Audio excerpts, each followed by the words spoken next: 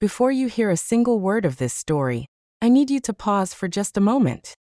If you're watching this right now, if this video found you instead of the other way around, there's probably a reason. And before I tell you why, do me one small favor. Subscribe to this channel. Not because I'm chasing numbers. Not because I'm begging for attention. But because stories like this, real stories, don't get told often enough. And when they do, they usually come wrapped in lies, shame, or silence. This story deserves honesty. And trust me when I say this, once you start listening, you won't want to leave. Every moment builds towards something you won't see coming. Every detail matters. Stay with me until the very end, because the ending doesn't just explain the story. It changes how you understand everything that came before it. My name is Ava Rowan. I'm 30 years old. And what I'm about to share isn't something I ever planned to say out loud, let alone tell thousands of strangers. This isn't a confession made lightly. It's the kind of truth that forces you to confront yourself. The parts you've ignored, silenced, buried under routine and responsibility. This is a story about loneliness that doesn't scream, but whispers. About desire that doesn't arrive suddenly, but grows quietly. About choices that feel small in the moment, until they reshape your entire life. And this is the story of how I became someone I never thought I would be. For most of my 20s, I believed I had life figured out.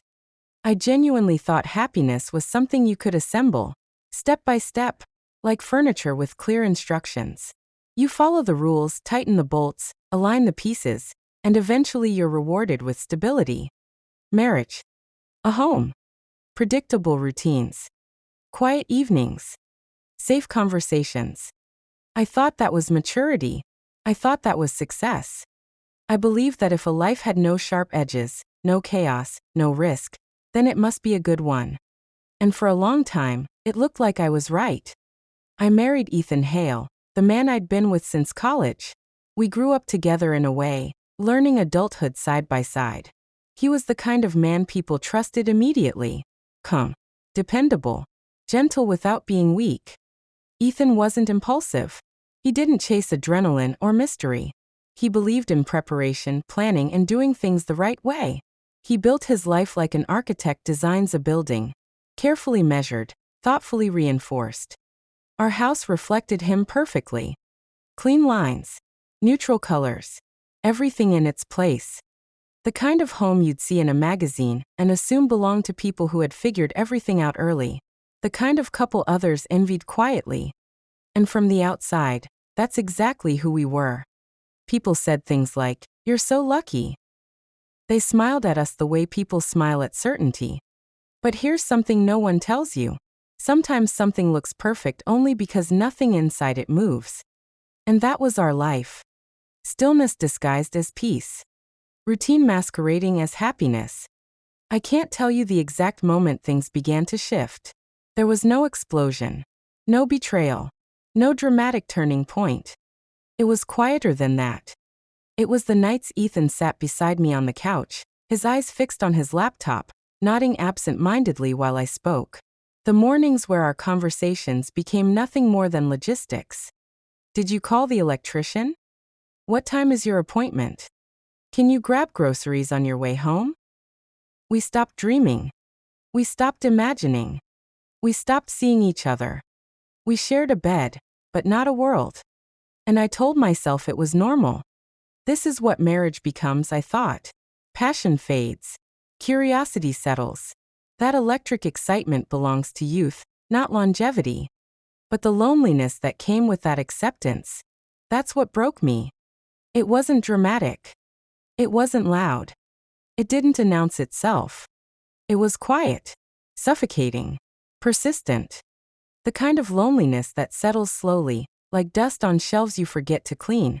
Until one day you realize you're breathing it in. Day by day, I felt myself fading. Not physically, spiritually. I was still smiling, still functioning, still playing my role. But inside, something essential was disappearing. I missed something I couldn't even name. A spark. A sense of being seen. A version of myself that still felt alive. And that's when he entered my life in a way I never expected. I don't call him a mistake because of who he is. I call him a mistake because of what I allowed myself to feel. His name was Luca. He wasn't a stranger. He wasn't some random temptation that appeared out of nowhere. That's what makes this harder to admit. Luca had always been there. He was Ethan's closest childhood friend. The one who felt like family.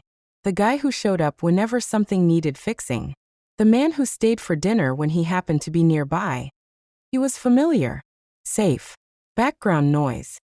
For years, I barely noticed him. Until one day, I noticed everything. Where Ethan was careful, Luca was bold. Where Ethan planned, Luca improvised.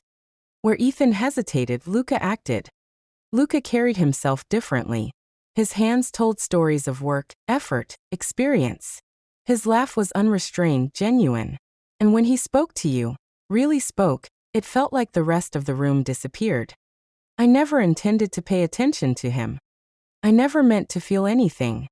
But the most dangerous chapters of our lives often begin with something that feels harmless. It started with a crooked kitchen shelf. Luca came over to fix it. I handed him a glass of iced tea. And then he asked me something no one had asked in a long time. Ava, how are you? Really? Not about chores. Not about responsibilities. Not about schedules. But me. I didn't know how to answer. Because I hadn't asked myself that question in years. We talked longer than we should have. About fears I'd buried.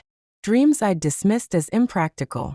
Parts of myself I'd quietly abandoned to keep life running smoothly. And Luca listened. Not politely. Not distractedly. He listened like my words mattered. And with every sentence, I felt something thaw. I felt awake. Seen. Alive. And that terrified me. Because I knew I should have stopped it right there. But I didn't. After that afternoon, nothing outwardly changed. And yet everything had. The house was the same. The routines continued. Ethan still kissed my forehead before leaving for work. Dinner was still served at the same time. The television still hummed quietly in the evenings. But silence had shifted. It wasn't empty anymore. It was charged. Every quiet moment felt like it was holding something unspoken, something alive beneath the surface. I caught myself replaying Luca's words in my head. The way he looked at me when I spoke. The way he didn't interrupt, didn't rush to fix me, didn't offer solutions. He just listened. And once you feel seen after being invisible for so long, you can't unfeel it. I started noticing things I'd ignored before. How Ethan spoke at me, not with me. How he loved me in a way that was reliable, but distant. Safe, but closed. I hated myself for thinking these things. Guilt arrived before anything else did. That's the cruel part no one warns you about. Guilt doesn't wait for action. It arrives when your heart begins to lean. When curiosity turns into longing. When a thought lingers longer than it should. I told myself I would stop. I told myself it was nothing. But restraint doesn't erase desire. Sometimes it sharpens it. The night everything shifted looked completely ordinary on the surface. Ethan was working late. Luca came over to fix a dripping faucet.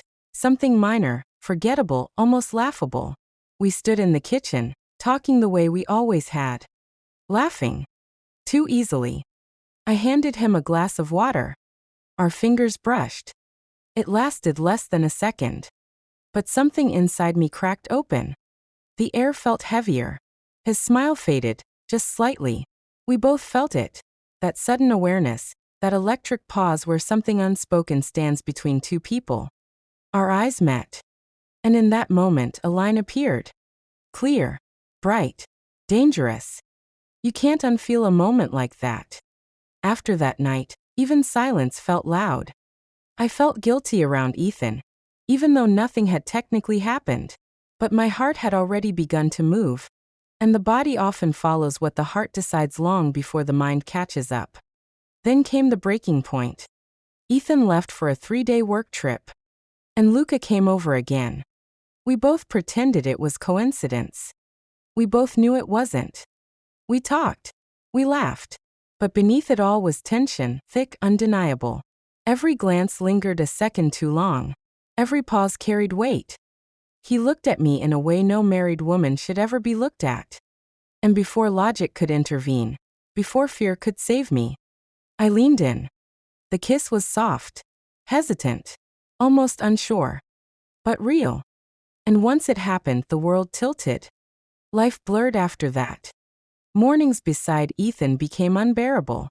I smiled, nodded, played my role, while guilt twisted tight around my chest. Every time Luca entered a room, my pulse betrayed me.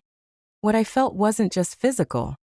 It was emotional, intellectual, spiritual. He saw me, not the version I presented to the world, but the messy, questioning, aching parts beneath. And that terrified me more than desire ever could. I began questioning everything. Was my marriage enough? Had I mistaken safety for fulfillment? Had I gone numb without realizing it? One Sunday afternoon, Ethan left to play golf. Luca came over to help reorganize the attic. But we both knew that wasn't why. Time stretched. Conversations deepened. Memories were shared. And then, I kissed him fully. No hesitation. No excuses. Just years of bottled emotion spilling open all at once. The next morning, dread crushed my chest. I had crossed a line that could not be erased. Ethan looked at me with the same trusting eyes. And I felt like I was wearing someone else's skin. I couldn't live in that lie. One evening, I sat across from Ethan. The room was quiet. My hands shook. Ethan, I need to tell you something. I told him the truth. Not every detail, but enough. Enough to break us. He was silent for a long time. Then he whispered, Ava, this changes everything. And he was right. The weeks that followed were brutal. He moved out temporarily. We cried. We talked. We went to counseling, separately, together. Slowly, painfully, we uncovered what we had both ignored for years. I learned something difficult. Love isn't always about loyalty alone. Sometimes it's about honesty. Sometimes it's about survival, of your identity, your voice, your truth. I didn't rush into anything with Luca. Something born in secrecy needs clarity to survive. Ethan and I remained legally married for a time. Quieter, gentler, reflective. Not destroyed, but forever changed. Luca stopped being a secret. He became a mirror. Not someone who saved me, but someone who reminded me to see myself again. Life doesn't follow straight lines. Happiness isn't a checklist. Desire isn't a sin. It's a signal. A message from the parts of you that are still alive. If this story stirred something inside you, if it felt familiar in ways you weren't expecting, subscribe to this channel. There are more stories to tell. Stories of love, loss, temptation, truth. And before you go, tell me in the comments, have you ever felt a fire you couldn't ignore, even when everything told you to? Stay with me.